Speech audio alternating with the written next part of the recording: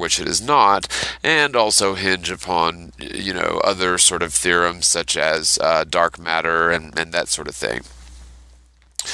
The point is, over the last year, especially in my personal experience, so many so-called proofs of a spinning sphere Earth have been completely debunked. And all of the traits of the world being exclusive to a spinning sphere are indeed possible on a stationary plane. So, in other words, these pillars of the spinning globe proof, like the Coriolis effect, or,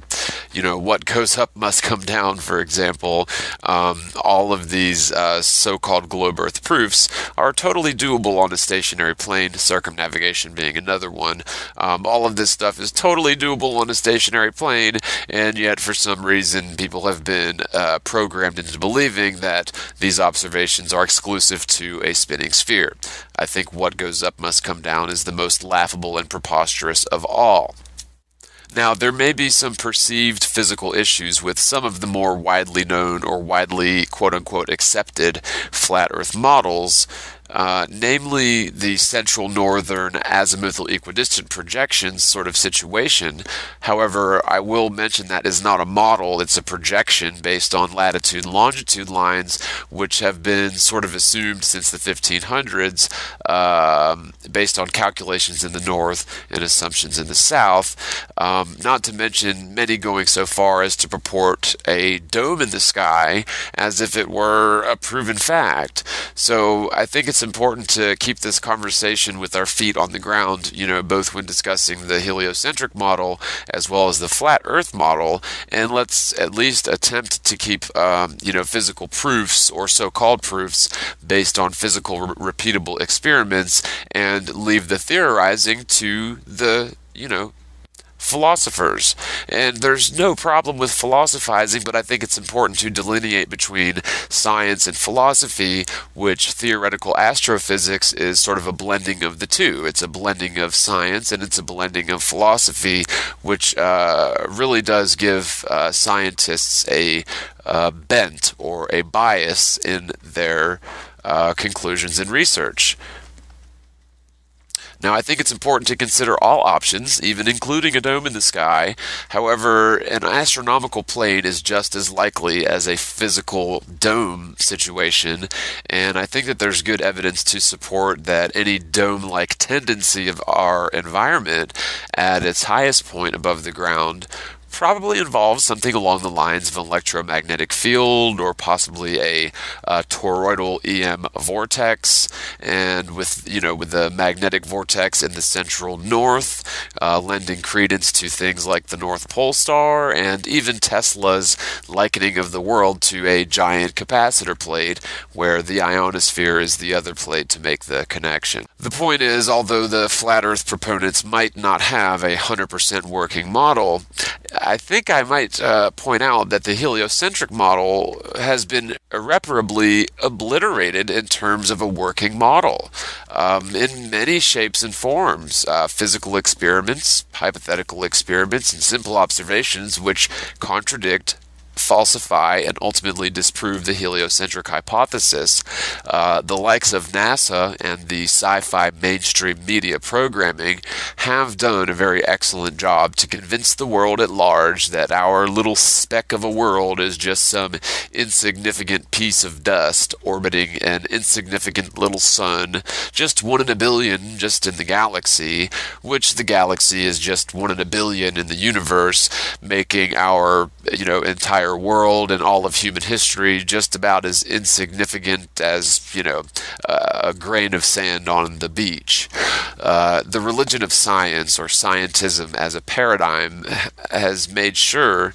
to tout their philosophical belief system as factual and slant any esteemed scientific body towards arriving at conclusions to support their belief system and to support their model, whilst ignoring and even ridiculing evidence, experiments, and conclusions which falsify or contradict their model. This is not just some unsubstantiated claim, and even to this day, scientists find the idea of the Earth being central supernatural, special, or even significant somehow, quote, frightening. And it's that sort of ideology which has permeated the upper echelons of scientism as a paradigm or science as a belief system for apparently many hundreds of years. And I should just remind the viewer that science is a process to discern the truth based on honest, repeatable experiments. To put it in its,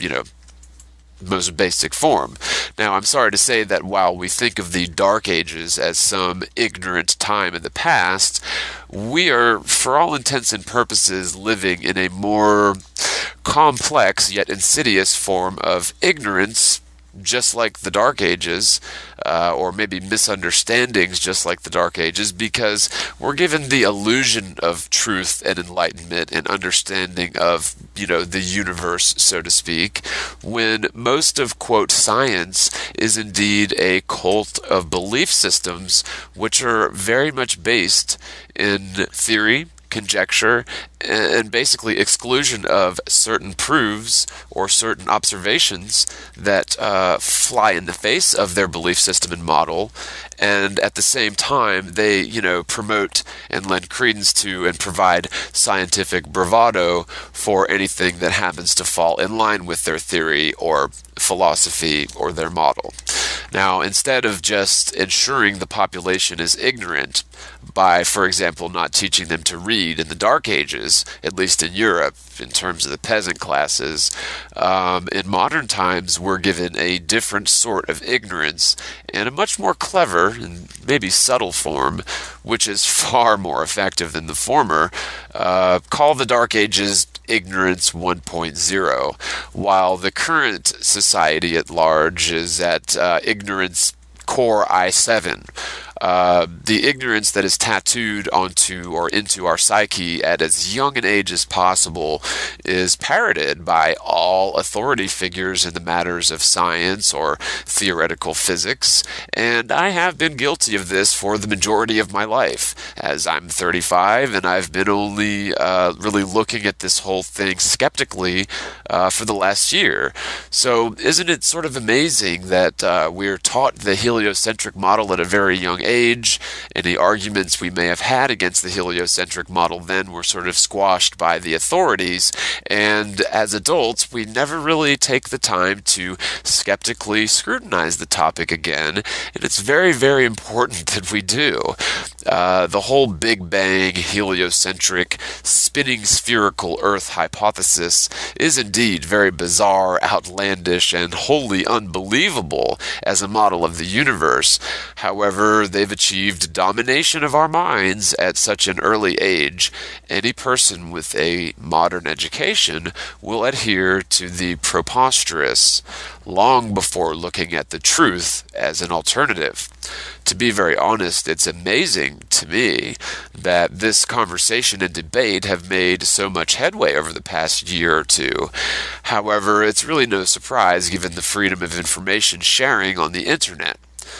In several recent scenarios, globe Earth skeptics throughout history have been ridiculed and discredited, and eventually their names forgotten and their research and their legacy buried by the scientifical pontificates who'd like to maintain the status quo of ignorance. Maybe one example would be Tesla, and another example would be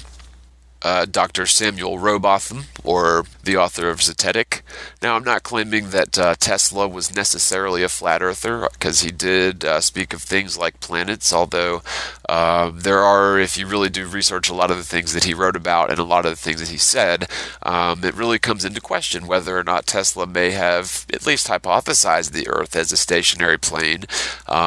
Again, that's just because of certain references that he's made. I would urge everyone to sort of research the many, many writings of Tesla. But thanks to the recent outpouring of knowledge, and by recent I mean within the last decade or two, towards entering the age of Aquarius, eerily enough, we find that all things are slowly being revealed. And the beast system, which has been amassing its armies and rallying its troops across the world for really really several decades, is poised to strike the final blow on peaceful civilization as we know it. Now, the good thing is we, the honest, hardworking, average, normal people outnumber these sort of militant, global, lack of a better word, globalist groups 100,000 to 1. There is this sort of pre-programming where the majority of people, honest, hardworking people, are oblivious to the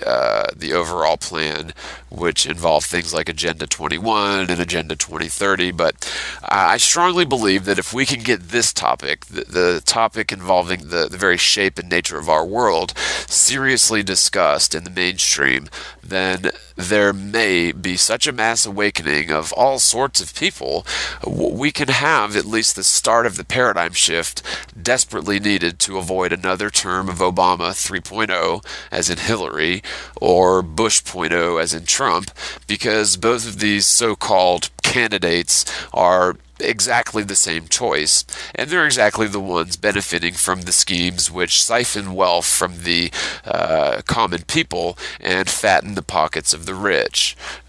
When people realize that the spherical Earth is a lie and NASA's a lie, the Republican/Democrat dichotomy is a lie, and the Federal Reserve as a federal institution is also a lie, any political candidate who doesn't run against the rotten and festering financial political system which has ensured the Republic of America has become a nation in physical and moral and financial decline, and none of this is by accident, but by exact design. The very people who control the stock markets, boom and bust the value of homes using slick deals and default swaps, run our political system much as they've done since 1913 when the Federal Reserve Act was created,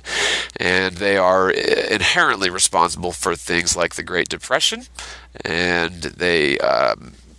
gained basically all of the country's wealth in that, and most recently, the 2008, bust of the housing market here in America, which essentially really didn't benefit anyone except for the banks that had default swaps on those companies and those investments. So it's time for these crooks, all of them, to go. But we can never achieve such a mass unification against this beast system until we come together on common ground that can make a really profound impact, which is beyond the scope of anything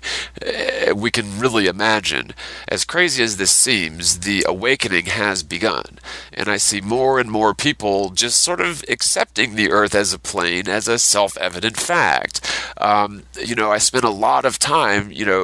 trying to convince people that there's something to this, and now it's almost as if the tide is turning a little bit, where I'm seeing it appears as if people are sort of accepting this as a self-evident fact, because it really is sort of plain and obvious once you really do go through this process of scrutinizing the heliocentric model and comparing that with the flat Earth model. Now, this is very encouraging because we might be crossing a threshold of stages, which means this truth movement is poised to make major headway. Now, I implore all of the flat earthers out there to stand unified in our efforts, and at least stand unified on the fundamentals. Now, for example, I'm sure we can all agree that the world isn't a spinning sphere, and beyond that, the burden of proof is truly on the conventional accepted model and the proponents of the heliocentric model to rebut. I want to really quickly thank all of my subscribers and all of the other dedicated truthers out there. If you honestly haven't looked into the flat Earth, I implore you all to do so. Utilizing the scientific method to test a hypothesis will never harm you and can only lead you closer to the truth by the process of elimination, or possibly aligning with one model over the other. This topic is not a waste of time, and if you want a chance to actually beat the so-called globalists, this one card, this one key card, really is the last Jenga piece, or the key Jenga piece, to crumbling the rest of this sort of beast system, which is very much a facade, and which is very much theoretical physics, and ultimately the Big Bang Theory, evolution, the spinning sphere Earth, etc. These sorts of theories really all come crumbling down with some basic fundamental observation and a breaking of the programming that we've all been subjected to since we were toddlers and even before. So I find it unnecessary and irrelevant to produce a working flat Earth